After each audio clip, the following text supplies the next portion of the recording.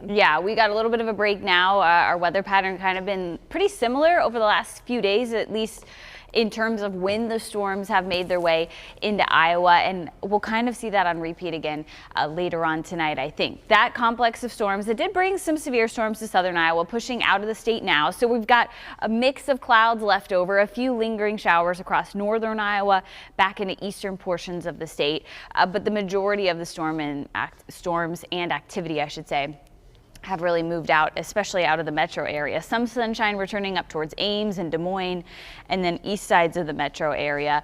As we go into the afternoon, temperatures continue to climb. We're sitting in the mid to upper 70s for the lunch hour, 78 in Ames, 77 in Ankeny and Des Moines, lower 70s down towards places like Creston and Knoxville. We had some strong gusts this morning, not as widespread as what we saw yesterday morning, but gusting upwards of almost 70 miles per hour in Lamoni. That's again where some of those stronger storms push through the southern tier of the state. Otherwise, we had a gust to about 20 miles per hour out towards Grinnell. Things quiet down at least towards the second part of the afternoon here. As we go closer towards dinner time, our storm chances ramp up just a little bit.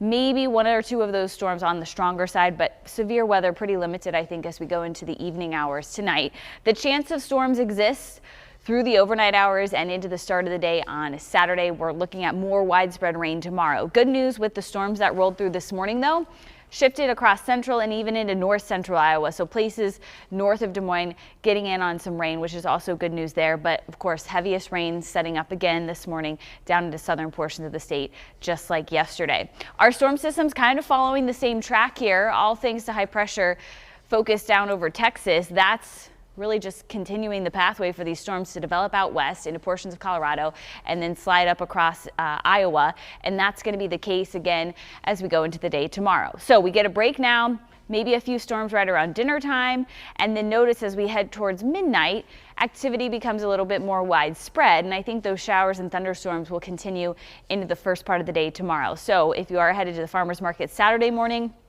keep in mind, could be some showers and storms out there. Maybe give it a check of the radar before you head out. Kind of rainy and gloomy through most of the day tomorrow. It's also going to stay muggy, so not the best conditions to be outside, but I think we'll see more showers and storms throughout the afternoon and into the evening hours on your Saturday. So today back to the mid 80s. We're feeling the mugginess and the humidity.